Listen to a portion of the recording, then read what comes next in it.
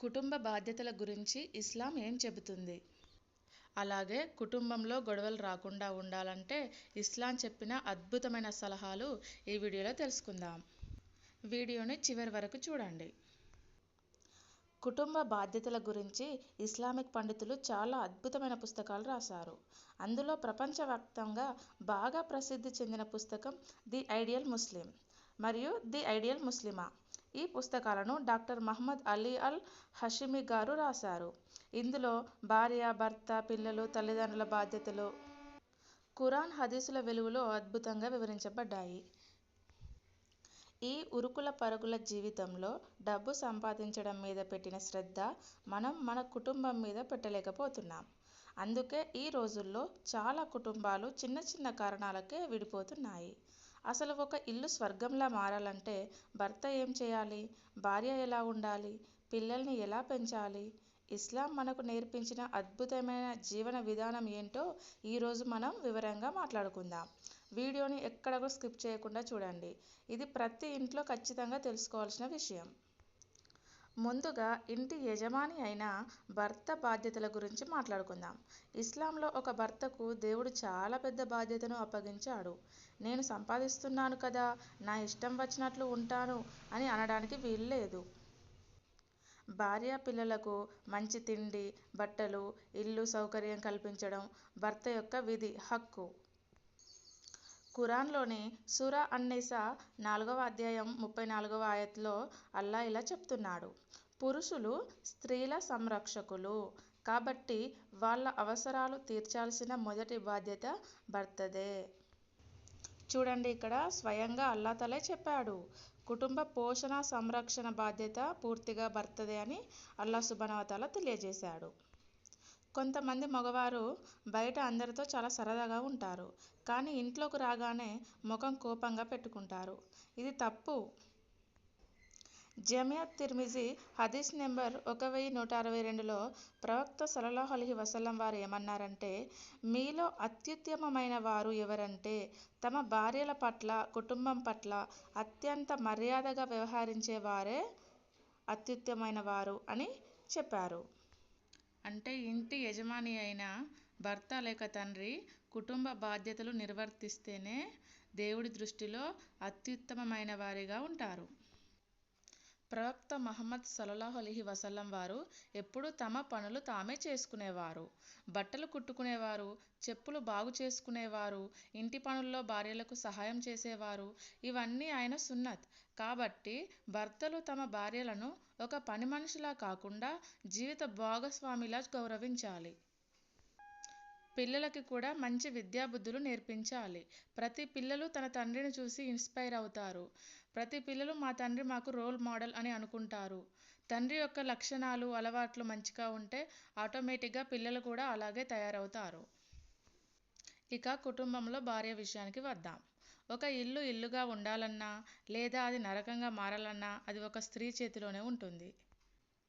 భర్త కష్టపడి సంపాదించి తెచ్చిన దాన్ని పొదుపుగా వాడాలి. ఇంట్లో ఏది కానీ విపరీతంగా అనవసరంగా ఖర్చు పెట్టకూడదు. ఇంట్లో భార్య పొదుపుగా వాడితే అన్ని ఖర్చులు తగ్గించిన వారు అవుతారు. ఇంటిని శుభ్రంగా ఉంచుకోవడం భార్య బాధ్యత. సహీహ్ అల్ బుఖారీ హదీస్ నెంబర్ 893లో ఒక మాట ఉంది: స్త్రీ తన భర్త ఇంటికి మరియు అతని పిల్లలకు సంరక్షకురాలు. ఆ బాధ్యత గురించి ఆమెను దేవుడు రేపు తీర్పు దినాన ప్రశ్నిస్తాడు. అలాగే భార్యాభర్తల మధ్య జరిగే విషయాలు, ఇంట్లో ఉన్న గొడవలు, కష్టాలు బయటి వాళ్లకు, పక్కింటి వాళ్లకు చెప్పకూడదు. తన భర్త గౌరవాన్ని కాపాడడం ప్రతి ముస్లిం మహిళ బాధ్యత. ఇక పిల్లల విషయానికొస్తే, పిల్లలు అల్లాహ్ మనకిచ్చిన అత్యంత విలువైన బహుమతి, అమానత్. ఈ రోజుల్లో మనం పిల్లలకు ఖరీదైన బట్టలు కొనిస్తున్నాం, పెద్ద స్కూల్లో వేస్తున్నాం, కానీ వాళ్లకు మంచి సంస్కారం, అఖ్లాక్ నేర్పుతున్నామా? ఒక హదీసులో ప్రవక్త సల్లల్లాహు అలైహి వసల్లం వారు ఏమన్నారంటే, ఒక తండ్రి తన బిడ్డకు ఇచ్చే అత్యుత్తమమైన బహుమతి ఏంటంటే మంచి విద్యా సంస్కారాలను నేర్పించడమే. వాళ్లకు నమాజ్ చేయడం నేర్పాలి, పెద్దలను ఎలా గౌరవించాలో నేర్పాలి. పిల్లలకు మనం ఇవ్వాల్సింది కేవలం డబ్బు, ఫోన్లు కాదు, మన సమయం. వారితో కూర్చొని మాట్లాడండి, వాళ్ళ కష్టసుఖాలు వినాలి. అప్పుడే వాళ్ళు తప్పుదారిలో వెళ్లకుండా ఉంటారు. పిల్లలు కాస్త పెద్ద అవుతున్న కొద్దీ ఇంటి పనుల్లో కూడా సాయం చేయమని అడగాలి. వారికి ఇంట్లో పనులు కూడా చెప్పాలి. వారికి పరలోక విద్య కూడా నేర్పించాలి. అరబ్బీ చదవడం నేర్పించాలి. సూరాలు నేర్పించాలి. కలిమలు నేర్పించాలి. నమాజ్ యొక్క విధానం పూర్తిగా నేర్పించాలి. రంజాన్ నెలలో ఉపవాసం ఉండమని వారికి చెప్పాలి. ఇంట్లో మనం తల్లిదండ్రులం ఉంటే పిల్లలు కూడా ఆటోమేటిక్గా ఉంటారు. వాళ్ళ దాది దాదా నాని నాన్న వాళ్ళతో రెస్పెక్ట్ఫుల్గా మాట్లాడమని తల్లిదండ్రులు చెప్పాలి. వాళ్ళను గౌరవించాలి. పిల్లలకు మంచి డిసిప్లిన్ నేర్పించాలి. ఇక యవ్వనంలో ఉన్న పిల్లలకు ఖురాన్ చాలా స్ట్రిక్ట్ ఆర్డర్ వేసింది. మనల్ని కని పెంచి పెద్ద చేసిన తల్లిదండ్రులు ముసలి వాళ్ళు అయ్యాక వాళ్ళని ఎలా చూసుకోవాలి? ఉఫ్ అని కూడా అనకూడదు. ఖురాన్లోని సూరా అల్ ఇస్రా 17వ అధ్యాయం 23వ ఆయత్లో అల్లాహ్ ఎంత స్పష్టంగా చెప్పాడంటే, మీ తల్లిదండ్రులు ఇద్దరు లేదా వారిలో ఒకరు వృద్ధాప్యానికి చేరుకున్నప్పుడు వారిని కసురుకోకండి. వాళ్ళతో ఉఫ్ చి అనే మాట కూడా అనకండి. వారితో అత్యంత మర్యాదగా గౌరవంగా మాట్లాడండి. విన్నారు కదండి, ఖురాన్లో అల్లాహ్ సుబ్హానహు వ తఆలా చాలా స్పష్టంగా చెప్పాడు. తల్లిదండ్రుల పట్ల కనీసం ఊహ అని చిరాకు పడడం కానీ కసురుకోవడం కానీ కూడా చేయకూడదంట. దానికి కూడా చిన్న పాపంలాగానే భావించబడుతుంది. తల్లిదండ్రుల స్థానం, తల్లిదండ్రుల విలువ అంత గొప్పగా ఉంది. తల్లిదండ్రుల గురించి ఎంత చెప్పినా తక్కువేనండి. మనకు చిన్నప్పటి నుంచి మనం స్టిల్ ఇప్పటి వరకు వాళ్ళు మన గురించి ఆలోచిస్తారు. మనకు వాళ్ళు ఎంత సేవ చేశారు. మనం జీవితాంతం వారికి సేవ చేసినా కూడా ఆ రుణం తీర్చుకోలేము. తల్లిదండ్రుల పాదాల కిందనే స్వర్గం ఉంది అని ఇస్లాం చెప్తుంది. వాళ్ళ మనసు కష్టపెట్టి మనం ఎన్ని నమాజులు చేసినా, ఎంత దానం చేసినా అల్లాహ్ అంగీకరించడు అని తెలియజేస్తుంది ఇక్కడ. అంటే ఇక్కడ మనం ఏమి అర్థం చేసుకోవాలంటే, ఇస్లాంలో తల్లిదండ్రుల పాత్ర చాలా ఇంపార్టెంట్.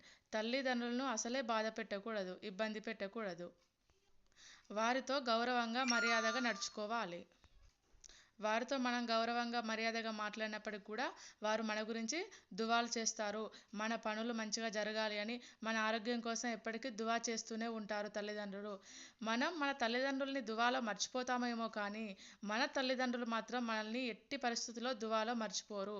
వాళ్ళ ప్రతి దువాలో మనం ఉంటాము. వాళ్ళ ప్రతి దువాలో మనం అర్హులమై ఉంటాము. అందుకని దయచేసి చెప్తున్నాను, ప్రతి ఒక్కరు తల్లిదండ్రులని బాగా చూసుకోండి. వాళ్ళను బాగా చూసుకోవడం ఒక ఎత్తు అయితే, వాళ్ళ మనసు బాధ పెట్టకుండా ఉండండి. ఫస్ట్ ఆఫ్ ఆల్ వాళ్ళని ఇబ్బంది పెట్టకుండా ఉండండి. వాళ్ళను మాటలతో బాధ పెట్టకుండా ఉండండి. ఇంకో ముఖ్యమైన విషయం ఏంటంటే, మనం ఇంట్లో భార్యాభర్తలు పిల్లలు బాగానే ఉంటాం. కానీ అన్నదమ్ములు, అక్కా చెల్లెళ్ళు, బంధువులతో గొడవలు పడి మాటలు మానేస్తాం. ఇది ఇస్లాంలో చాలా పెద్ద పాపం. ప్రవక్త సల్లల్లాహు అలైహి వసల్లం వారు ఏమన్నారంటే, బంధుత్వాలను తెంచుకునేవాడు స్వర్గంలో ప్రవేశించడు. సహీ ముస్లిం. కాబట్టి ఎవరైనా మన మీద కోపంగా ఉన్నా సరే, మనమే ముందుకు వెళ్ళి వాళ్ళతో మాట్లాడాలి. అప్పుడే మన సంపాదనలో రిజ్క్ అల్లాహ్ వృద్ధి బరకత్ ఇస్తాడు. ఎప్పుడైనా మీరు మీ బంధువులతో ఉన్నప్పుడు చిన్న మిస్అండర్స్టాండింగ్ జరిగితే ఖచ్చితంగా దాన్ని మనసులో క్షమిస్తాను అని అనుకోండి. వారిది తప్పు ఉంటే ఖచ్చితంగా మీరు మనసులో క్షమించండి. ఇంకెప్పుడైనా మళ్ళీ కలిస్తే వాళ్ళతో మాట్లాడడానికి ప్రయత్నం చేయండి. అట్లీస్ట్ సలాం అయినా చెప్పండి. ఎందుకంటే మనం మన ప్రవక్త ముహమ్మద్ సల్లల్లాహు అలైహి వసల్లం వారి మాటకు గౌరవం, విలువ ఇవ్వాలి కాబట్టి. కుటుంబం అన్నాక చిన్న చిన్న మనస్పర్ధాలు, గొడవలు రావడం చాలా సహజం. పాత్రలున్న చోట సద్దులు రాకుండా ఉంటాయా? కానీ ఇస్లాం ఏం చెబుతుందంటే, ఇద్దరిలో ఒకరు కోపం వచ్చినప్పుడు మరొకరు మౌనంగా ఉండి ఓపిక పట్టాలి. అవతల వ్యక్తికి కోపం వచ్చింది కదా అని నేను కూడా కోపం ఎక్కువగా తెచ్చుకుంటే అప్పుడు ఏం జరుగుతుంది? కోపం పెద్దదవుతుంది. గొడవలు పెద్దగా అవుతాయి. గొడవలు పెట్టుకోవడం వల్ల ఎలాంటి ఉపయోగం లేదు. ఇంట్లో భర్తలో ఒక లోపం ఉంటే భార్య సర్దుకుపోవాలి. భార్యలో ఒక లోపం ఉంటే భర్త సర్దుకుపోవాలి. ఒకరి తప్పులను మరొకరు క్షమించుకునే కుటుంబాలను అల్లాహ్ చాలా ప్రేమిస్తాడు. ఫ్యామిలీలో అడ్జస్ట్మెంట్ అనేది చాలా చాలా ఇంపార్టెంట్. కొన్ని ఇండ్లలో భర్తలు నేను చెప్పిందే వేదం, నా ఇష్టమే నడవాలి అంటుంటారు. ఇది ఇస్లామిక్ పద్ధతి కాదు. ఇంట్లో ఏదైనా నిర్ణయం తీసుకోవాలన్నా, పిల్లల చదువుల గురించి అయినా, ఆర్థిక విషయాలైనా భార్యాభర్తలు కూర్చొని మాట్లాడుకోవాలి. ఇంకా కుదిరితే తమ తల్లిదండ్రులను అడిగి కూడా వారి యొక్క సలహాలు తీసుకోవాలి. కుటుంబంలో ఏదైనా నిర్ణయం తీసుకోవాలనుకుంటే కుటుంబ సమేతంగా అందరూ కలిసి ఒక నిర్ణయం తీసుకొని దానికి గౌరవంగా కట్టుబడి ఉండాలి. ప్రవక్త మహమ్మద్ సల్లల్లాహు అలైహి వసల్లం వారు కూడా ఎన్నో ముఖ్యమైన విషయాల్లో తమ భార్యల సలహాలు అడిగి తీసుకునేవారు అని మనం మర్చిపోకూడదు ఎప్పటికీ. ఈ రోజుల్లో చాలా గొడవలు అత్తాకోడళ్ళ మధ్య వస్తున్నాయి కదా. ఒక అత్తగారు తన కోడల్ని కూతురులాగా భావించాలి. ఎందుకంటే ఒక అమ్మాయికి ఇంటి పనుల్లో కానీ వంట పనుల్లో కానీ ఎలాంటి అనుభవం ఉండదు పెద్దగా. అత్తగారు ఏం చేయాలి, కాస్త ఓపిగ్గా నెమ్మదిగా పనులన్నీ నేర్పాలి. ఆమెను అర్థం చేసుకోవాలి, ఒక కూతురులా ఆమెను భావించాలి. అత్తగారికేమో 45-50 సంవత్సరాల వయసున్న ఆవిడ, ఆమెకు అంత అనుభవం ఉంటుంది. కోడలేమో కొత్త కొత్తగా ఇప్పుడే వచ్చింది కదా, ఇంటి పనుల బాధ్యత పెద్దగా తెలియనప్పుడు చాలా జాగ్రత్తగా నేర్పించాలి. కోడలు కూడా అత్తగారికి గౌరవం ఇవ్వాలి. అలాగే భర్త కూడా తన భార్య తరపు బంధువులను, ఆమె తల్లిదండ్రులను అంతే మర్యాదగా చూడాలి. రెండు కుటుంబాలను కలుపుకుపోయే జంటే నిజమైన ఆదర్శ జంట. రోజంతా ఎవరి పనుల్లో వాళ్ళు ఎంత బిజీగా ఉన్నా కూడా కనీసం రాత్రి భోజనమైనా కుటుంబమంతా కలిసి ఒకే దస్తర్ఖాన్ చాప మీద కూర్చొని తినాలి. ఇలా కలిసి తినడం వల్ల అల్లాహ్ ఆహారంలో బరకత్, అభివృద్ధి ఇస్తాడని హదీసుల్లో ఉంది. అలాగే ఇంట్లో అందరూ కలిసి పిల్లలతో సహా జమాత్ నమాజ్ చదివితే ఆ ఇంట్లోకి దైవదూతలు వస్తారు. ఆ కుటుంబంలో ఎప్పుడూ ప్రశాంతత ఉంటుంది. అలాగే కుటుంబం అంటే కేవలం ఒక ఇంట్లో కలిసి ఉండే మనుషులు కాదు, ఒకరి సంతోషం కోసం మరొకరు ఆలోచించే బంధం. కుటుంబంలో ప్రతి ఒక్కరికి కొన్ని బాధ్యతలు ఉంటాయి. తల్లిదండ్రులు పిల్లల చదువు, భవిష్యత్తు గురించి ఆలోచిస్తారు. పిల్లలు తల్లిదండ్రులను గౌరవించడం, వారి మాట వినడం నేర్చుకోవాలి తప్పకుండా. భార్యాభర్తలు ఇద్దరూ ఒకరినొకరు గౌరవించుకోవాలి. కుటుంబంలో సమస్య వచ్చినప్పుడు నువ్వే కారణం అని నిందించుకోవడం కంటే మన ఇద్దరం కలిసి దీన్ని ఎలా పరిష్కరించాలి అని ఆలోచించడం ముఖ్యం. ఈ రోజులలో అయితే చాలామంది ఇంట్లో ఇలాగే జరుగుతుంది. ఏదైనా మిస్టేక్ జరిగితే మాత్రం నీ వల్లనే ఇదంతా జరిగింది, నీ మాటే విన్నాను, నీ మాట వినకుండా ఉంటే బాగుండేది అంటారు. కుటుంబ బాధ్యత అంటే కేవలం డబ్బు సంపాదించడం మాత్రమే కాదు. ఒకరికి కష్టం వచ్చినప్పుడు తోడుగా ఉండడం, అవసరమైనప్పుడు సహాయం చేయడం, మాటల్లో గౌరవం చూపించడం, పిల్లలకు మంచి విలువలు నేర్పించడం కూడా కుటుంబ బాధ్యతలే అవుతాయి. ఒక్కోసారి భార్యకి ఎప్పుడైనా ఇంట్లో చాతగాకపోతే, ఆరోగ్యం బాగలేకపోతే అప్పుడు భర్త ఒక చిన్న మాట, నేను చూసుకుంటాను, నేను ఈరోజు వంట చేస్తాను అనే ఒక చిన్న మాట కూడా అది చాలా పెద్ద సహాయం అవుతుంది. అర్థం చేసుకోవడం అనేది చాలా ఇంపార్టెంట్. అలాగే మన కుటుంబ సభ్యులు మన కోసం చేస్తున్న చిన్న చిన్న త్యాగాలను గుర్తించి వారికి కృతజ్ఞత చెప్పడం కూడా చాలా ముఖ్యం. పిల్లలైనా కూడా పెద్దలైనా కూడా థ్యాంక్ యూ చెప్పడంలో తప్పేమీ లేదు. కుటుంబం సంతోషంగా ఉండడానికి పెద్ద పెద్ద విషయాలు అవసరమే లేదు. ప్రేమ, గౌరవం, ఓర్పు, పరస్పర సహాయం ఉంటే చాలు. మన ఇంట్లో మార్పు మనతోనే మొదలు పెడితే ఆ మార్పు మొత్తం కుటుంబంలో కనిపిస్తుంది. ప్రతి ఒక్కరిని అర్థం చేసుకోవాలి.